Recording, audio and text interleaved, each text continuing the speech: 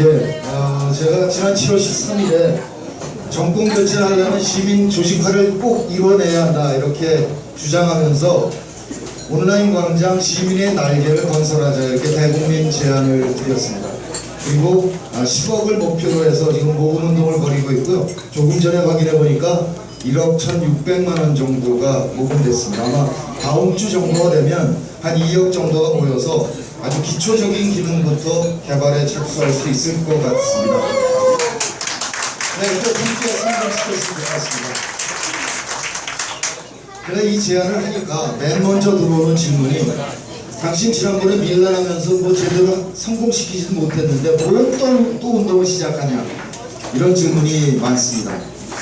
네, 국민의 명령은 어떤 운동이었냐면 인터넷과 SNS 시대로 왔으니까 이제 온과 오프가 결합된 시민 참여형 정당으로 진화가 돼야 대통합이 이루어질 수 있고 그래야 정권 개최를 할 수 있다 이런 주장이었습니다.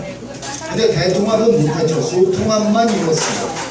민주통합당을 만들면서 시민 참여형 정당을 건설한다 이렇게 합당 선언문에 썼습니다. 전 당 안에서 당연히 이걸 할 줄 알았죠. 근데 대선이 실패하고 나니까 시민 참여 제도 자체를 폐기해버리고 말았습니다. 그 순간 아차 싶었습니다. 내가 국민의 명령 운동을 하고 있을 때 이 온라인에 큰 광장을 만들어서 100만 시민과 함께 통합을 했어야 되는데 그걸 놓치고 일단 통합만 먼저 하고 나니까 이렇게 퇴행하는 것을 막아낼 재간이 없는 거고. 자, 그러면 이제 어떻게 할 거냐? 그럼 난 시민으로서 돌아가서 시민과 함께 온라인 광장을 만들어야 되겠다 이렇게 생각하고 그동안 꾸준히 이 연구를 해왔습니다. 정말 정권 교체가 간절하시죠. 근데 이게 간절하니까 일단 선거 중심으로 얘기를 한번 풀어가 봤으면 좋겠습니다. 우리가 경쟁해야 되는 저쪽 세력 한번 보시죠. 언론 권력 다 틀어졌죠. 돈은 틀어졌죠. 사법 권력까지 틀어졌죠. 온갖 관변단체 딱 줄 세워가지고 완벽한 피라미드 구조를 이루었습니다. 거기다가 일배 현상까지 활용해서 이제 젊은 층까지 빨아들이고 있어요. 그럼 그들과 경쟁해야 되는 우리 민주 진보 진영은 어떠냐 이거죠. 정당은 분립돼서 지지고 볶고 있습니다.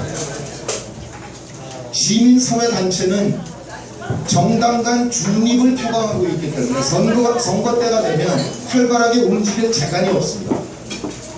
그러면 저들과 대항해서 우리가 갖고 있는 장점은 뭐냐, 강점은 뭐냐, 딱 하나밖에 없습니다. 바로 여기 모여있는 우리 자신입니다. 더 이상 못 참겠다, 뭔가 하자 라고 생각하는 시민의 숫자가 압도적으로 많은 것 뿐입니다. 그러면 이 시민이 스스로 어떻게 조직화할 거냐 이거죠. 자, 정권 교체를 원하는 부산 시민 여러분, 내일 저녁 7시 부산역 광장에 모여주십시오. 그런다고 모입니까?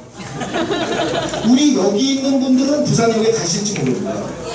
근데 먹고 살기 바쁘잖아요. 그러니까 집에서 조용히 댓글 달면서 또는 페이북에 좋아요 눌러주면서 응원하는 시민의 숫자가 훨씬 더 많습니다. 그러면 이 시민 스스로 어떻게 조직화할 거냐? 스마트폰밖에 없습니다.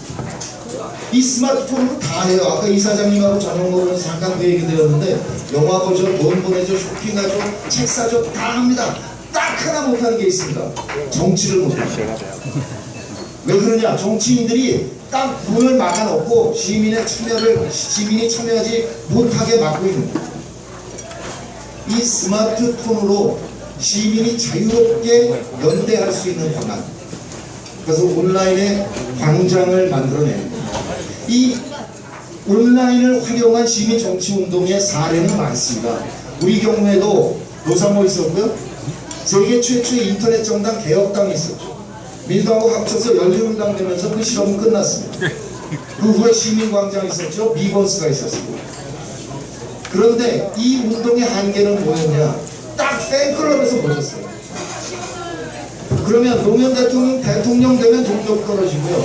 유시민 장관 은퇴하면 시민광장 동력 떨어지고 낙곰수가 흔들리면 미건스는 무너집니다. 이거를 어떻게 의제형 정책까지 업그레이드 시킬 거냐, 이게 관건입니다. 미국의 무브원이 이걸 성공시켰습니다. 거기는 98년에 구글이 인터넷을 업그레이드 했거든요. 그 상태에서 클린턴의 탄핵을 방어하기 위해서 무브원을 만들었습니다. 성공적으로 했죠? 방어했어요. 그리고 오바마의 초재선을 무브원의 힘으로 성공시켰습니다. 오바마 초선 때 회원이 300만 명이었고요. 재선 때 700만 명 정도 됐습니다. 그 인구가 6배예요, 한국에. 한국으로 치면 50만 명대 초선을 성공시켰고 100만 명대 재선을 성공시켰습니다. 우리도 이만큼의 시민이 힘을 합치면 얼마든지 정권 교체가 가능하다. 그 말씀을 드리는 겁니다. 미국의 무브원이 첫 번째 사례라면 두 번째 사례는 영국의 노동당입니다. 이 전성기에 당원이 300만 명이나 됐는데 이게 30만 명으로 줄어들어요. 이제 현대로 들어오면서 시민들이 정당에 예속되려고 하지 않습니다. 그러니까 오바마를 보면서 안 되겠다. 우리도 시민 참여형 정당으로 바뀌어야 되겠다 싶어서 노동당 아래 온라인 플랫폼을 만들어가지고 시민과 힘을 합쳐서 움직여가고 있습니다. 세 번째 사례가 독일의 해적당입니다. 이 IT 전문가들이 카피 레프트 운동, 그러니까 카피라이트 때문에 너무 서민들의 고통이 많다. 이걸 자유롭게 풀자. 이런 운동을 시작했는데 이 사람들이 인터넷 정당을 만든 겁니다. 카피 레프트를 하는 사람들이니까 이 솔루션을 인류 공영장을 산으로 던져버렸어요. 누구나 써라. 이걸 가져다가 그리스에서 현지화한 게 시리자입니다. 집권에 성공했죠. 스페인에 가서 현지화한 게 포데모스입니다. 금방 창당했는데 바르셀로나 시를 먹었습니다. 그러니까 부산시장과 부산시의회를 포데모스가 단번에 장악해버렸습니다. 이게 세 번째 사례입니다. 이 세 가지 사례를 가지고 연구를 해서 그러면 한국에 적합한 모델은 뭘까? 화면 좀 켜주실래요? 이걸 고민해서 한국 사람의 특성에 맞게 플랫폼을 구성해봤습니다.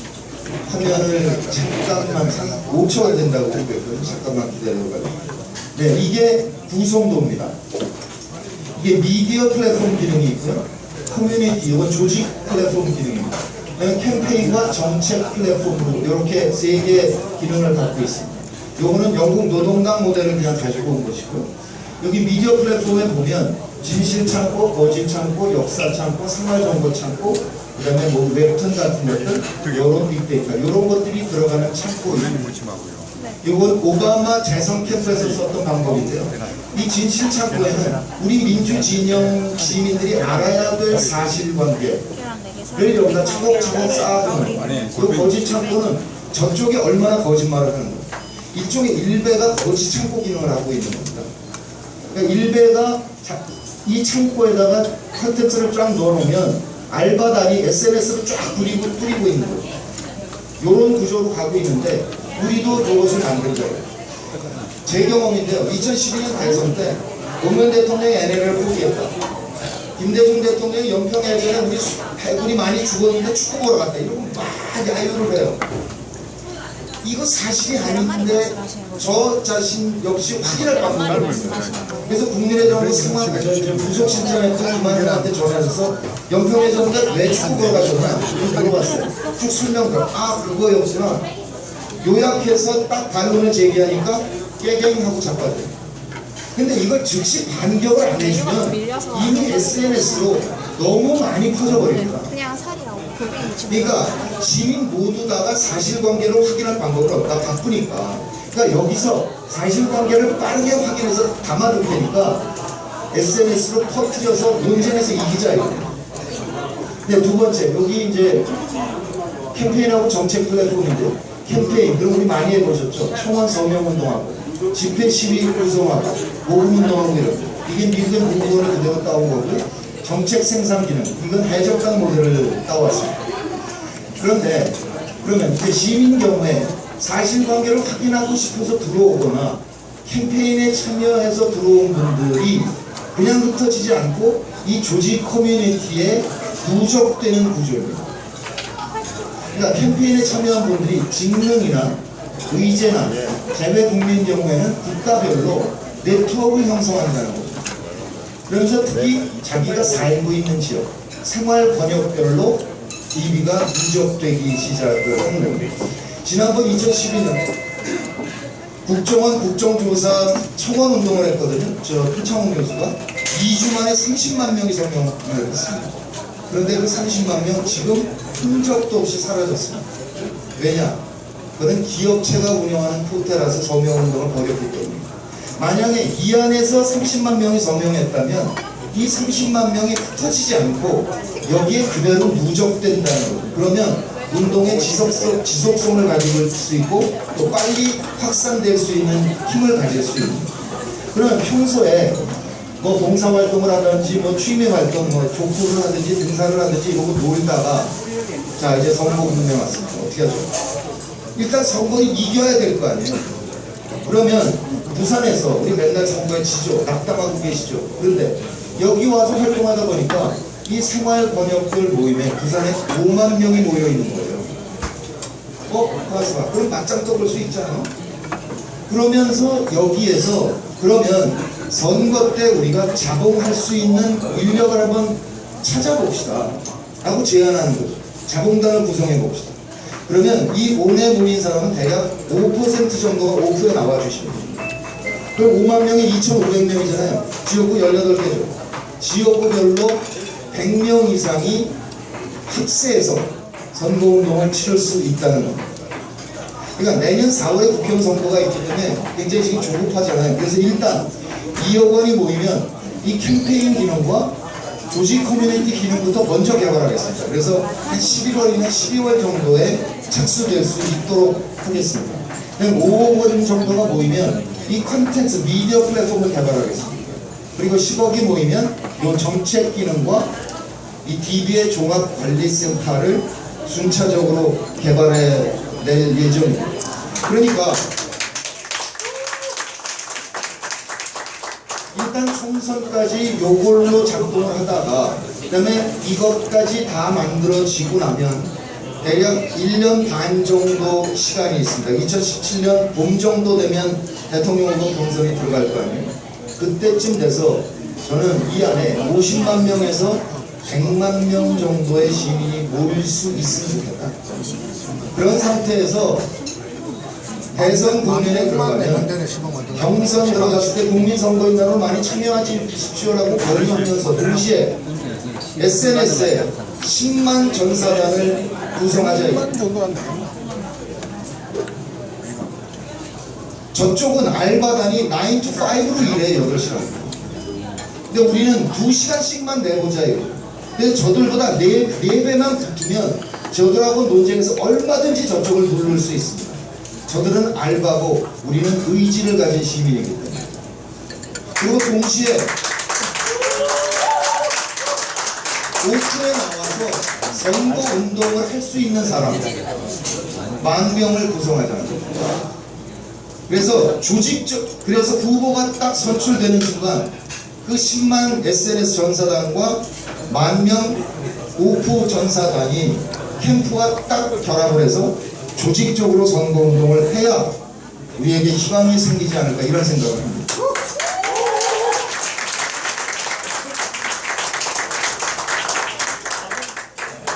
제가 이거를 하면서 정말 절박한 마음이 드는 거거든요. 최근에 국정원에서 해킹했죠. 그래서 개인의 사생활을 얼마나 들여다봤느냐가 지금 쟁점입니다. 그렇지만 저는 그것보다 다른 점 때문에 소름 끼쳐하고 있습니다. 이 화면을 꺼주셔도 됩니다. 뭐가 두려우냐? 오바마가 재선 때 소위 빅데이터 선거라는 걸 했습니다. 그게 어떤 거냐면 미국은 DB를 매매 교환할 수 있습니다. 그러니까 민주당이 백화점, 카드회사, 쇼핑몰 등등과 DB를 교환해가지고 미국 거의 전 국민의 DB를 확보했어요. 그러면 그 안에다가 이호철, 이거 딱 치지 않습니까? 그럼 이호철에 관계된 DB가 50개에서 200개 같은 경우 그걸 들여다보면 이 사람의 관심사, 취미, 대충의 정치 성향이 나와요. 그러면 이호철을 마이크로 타겟팅을 해서 그에게 맞는 선거운동을 SNS로 집중적으로 했습니다. 그런데 그렇게 하면서 선거운동 기간에 이호초를 만났더니 뭐라고 대답합디다라는 것까지 스마트폰에 넣었어요. 선거운동이 끝났죠. 10월 18일에. 공화당은 어떻게 했냐? 다 술 먹고 자빠졌어요. 근데 민주당은 그때부터 긴장하고 전화부대가 조직적으로 움직이기 시작했어요. 선거운동 기간 동안에 중간지대에서 오바마를 기운 사람들, 그 다음에 민주당 골수 지지자만을 향해서 투표 동료를 한 거예요. 공화당 골수 지지자한테 아예 전화 안 하고 그걸 모르겠어요. 그런데 2012년 대선 때 이미 저쪽은 일부 썼어요. 제가 상황실에 있었는데 2시 반에 김무성 총괄본부장이 전국으로 문자를 드립니다. 준비된 차량을 동원하여 투표 행위를 도우라. 이 지령이 떴어요. 준비된 차량, 이거 선거법 위반이거든요. 근데 준비된 차량을 동원해서 어디 가서 누구를 도와서 투표소로 데리고 가냐? 박근혜 지지할 사람만 뽑아서 투표소로 데리고 가자. 그러니까 우리는 투표율을 높이면 이길 줄 알았죠. 투표는 저쪽에서 더 열심히 하거든요. 그러니까 우리는 공중에다 대고 무차별 투표 동료했지만 저들은 절대로 그렇게 안 하고 자기네 찍을 사람들만 딱 뽑아서 투표시켰다. 그런데 그 빅데이터 선거를 다 봤어요. 책으로 다 나와 있어요. 지난 대선에 저들이 어떻게 부정을 해야 될지 다 봤잖아요. 저거는 뭐냐? 때려 죽여도 정권 안 옮기겠다는 각오가 있기 때문에 졌다고 사는 거거든요. 그러면 국정원이 저 해킹해서 남이 이메일만 들여다봤겠냐. 이미 KT 털렸고 KB 털린 거는 작년 재작년에 신문에 보도됐죠. 통신 3사 털고요. 카드회사, 백화점, 쇼핑몰 이거 싹 털면 오바마가 갖고 있는 빅데이터보다 훨씬 촘촘한 빅데이터를 국정원은 이미 확보하고 있을 것으로 보는 게 당연하다는. 그러니까 저들은 저까지 갔어요. 그런데 우리는 세계 최초의 팬클럽 노사원, 세계 최초의 인터넷 정당 개혁당, 그 빛나는 역사가 있었는데 싸그리 퇴행했습니다. 시민 참여는 친노한테 유리하다. 아무것도 안 하고 있어요. 2012년 대선 후보 경선할 때 국민선거인단으로 참여했던 35만 명 아주 충성도가 높은 우리 쪽 지지자 DB를 잃어버렸답니다. 사무총장과 충무국장이 같이 열어야 열리는 금고에 있었는데 잃어버렸답니다. 이렇게 해서 어떻게 할 거냐. 방법은 당이 저러는 것. 저 당을 바꿀 수 있는 방법은 시민 스스로가 조직화해서 힘을 발휘할 때 그들이 압력을 받습니다. 정동주가 구속됐을 때 한번 떠올려보세요. 그 사람이니까 잘 모르시겠지만 여의도에서 낙곰수가 맥주 파티를 했어요. 5만 명이 모였습니다. 저 2002년 대선일에 그렇게 많이 모인 군중은 처음 봤어요. 5만 명이 모이니까 민주당 지도부 하는 사람들 다 나왔어요. 다 나와서 1, 2분 마이크 달라. 김어준한테. 뭐냐? 한 번 모였다 흩어지면 말을 안 듣습니다. 그 5만 명이 오프에 모였던 그 모임, 그 시민의 조직된 힘이 상시적으로 발휘돼야 정당 혁신도 가능하고 정치 발전도 가능하다. 이 얘기죠. 그러니까 저는 지금 이 시민의 날개를 만들자. 아까 맨 처음에 우선 급하니까 정권 교체해야 되니까 선거 중심으로 말씀을 드려보겠다 이렇게 말씀드렸습니다. 이 운동의 근본 목표는 조금 더 원대하다고 볼 수 있어요. 민주공화국을 정상화하자라는 겁니다. 대의제도는 시민혁명 후에 만들어진 거잖아요. 그때는 소통기구가 인쇄술밖에 없었어요. 그러니까 정치인과 시민 사이에 정보량의 차이가 너무 많았기 때문에 시민 10만 명당 한 명 의원을 뽑아서 그가 10만 명의 뜻을 대의하도록 한 게 대의제도입니다. 그런데 그 이후에 기술 발전에 따라서 지금 인터넷과 SNS까지 왔죠. 정치인과 행정가와 시민 사이에 정보량이 같습니다. IMP톡을 보세요. 똑같아요. 그런데 판단력은 집단 지성이 발휘되면 시민이 더 뛰어난 시대를 맞았다는 거예요. 이제는 대의제도의 직접민주주의적 요소의 도입, 강화, 이거는 인류 역사의 진화 방향입니다. 백낙청 선생께서 대전환이라는 책에서 그걸 집중적으로 고민하고 계세요. 우리 정치 혁신의 목표가 직접 민주주의제 도입이냐 아니면 대의제도의 정상화냐, 저는 그거 굳이 구별할 거 없다고 생각합니다. 중기는 대의제도의 정상화, 선거제도의 개편입니다.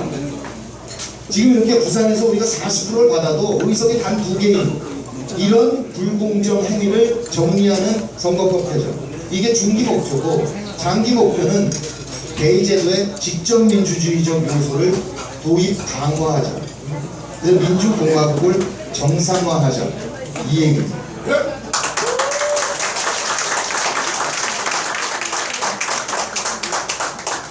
마지막으로 이런 의문이 남으시죠. 정말 필요하다, 꼭 해야 되는데 저기 될까? 의심하시는 분들이 많이 계시죠. 압니다. 그런데 이 안 말고 시민 스스로 조직화해서 조직된 힘을 발휘하자, 이 제안 말고 이거보다 더 좋은 방안이 있습니까? 저는? 누구 있으면 얘기해봐주세요. 아니면 민주진보 진영의 정당들이 어느 날 갑자기 벼락을 맞아서 오늘부터 이제 우리는 정권 교체를 제일 목표로 해서 일치단결하여 시민과 함께 노력하겠습니다 라고 선언할 가능성이 단 1%라도 있습니까? 없습니다. 방법이 전혀 없다는 거예요. 그러면 의심하지 말자는 거예요. 이게 성공할까? 그 고민하는 동안 시간 다 가요. 일단 돈을 모아서 개발해서 진수시켜서 성공시키자, 이 의지를 갖고 가야 된다, 이 말씀을 드립니다. 지금 예상으로 보면 내년 총선에서 우리가 다수당이 될 가능성은 거의 전무한 걸로 보입니다. 그러면 17년 대선에서 우리가 정권 교체를 성공시킨다 하더라도 소수당 정권입니다. 이제 어떻게 하죠? 참여정부가 다수당으로 출발해서 다수당이 무너졌지만 좌우로 협공당하다가 무너졌거든요. 어떻게 국정을 운영할 거냐. 저는 이 시민의 날개에 100만, 200만이 모여서 그 힘으로 세워질 민주정권과 발맞춰 가는 수밖에 없다, 이런 생각을 하는 거예요. 그러니까 조선일보가 쌩 거짓말을 했다 치잖아요. 그러면 대통령께서 직접 스마트폰으로 찍는 거예요. 국민 여러분, 조선일보 일면 좀 보세요. 이거 쌩 거짓말이에요. 저는 이러이러한 뜻으로 이런 얘기를 했는데 이렇게 왜곡하고 있습니다. 속지 마십시오. 딱 30초 동영상을 찍어서 여기 200만에게 뿌려준 거예요. 그러면 우리가 구성한 10만 SNS 전사단이 SNS에 쫙 뿌려서 시민의 힘으로 국정을 원활하게 해나가야 됩니다. 그러고 다음 17년부터 22년 사이 5년 동안에 빠르게 남북관계를 개선해요. 그래서 부산항에서 딱 컨테이너에다 때려 실었더니 이게 북경은 물론이고 파리 런던까지 가는 걸 보여줘야 돼요, 경남분들에게. 맞습니다. 그게 남북관계 개선이 종북 좌파의 짓거리가 아니라 우리 시민들의 돈을, 나에게 돈을 주는구나, 이게. 대한민국 경제에 정말 도움이 되는구나를 몸으로 체험할 수 있게 해야 저 새누리당 세력에서 수구 세력이 힘을 잃습니다. 이렇게 돼야 우리가 22년 대선, 27년 대선도 연속적으로 승리할 수 있다. 이 얘기를 말씀드립니다. 얘기가 좀 너무 길었습니다. 자, 시민의 날개를 성공시켜서 정권 교체를 하고 그리고 반드시 장기 집권을 이뤄낼 수 있었으면 좋겠습니다. 지금 손들 보고 계시고 제가 반대사를 생각하겠습니다. 시민의 날개로 정권 교체 이렇게 말씀을 드리면 장기 집권으로 받으십시오. 몇 년 하고 싶으세요? 네, 저쪽이 60년을 했고 우리가 10년 했거든요. 그러니까 우리가 50년을 해야 이게 균형이 맞습니다. 근데 50년이라 그러니까 조금 욕심이 과하지 않나 이런 생각하는 분들이 계세요. 그래서 저는 욕심을 좀 줄여서 40년만 하자. 40년. 그러니까 시민의 날개로 정권 교체, 장기 집권. 시민의 날개로 정권 교체! 네, 고맙습니다.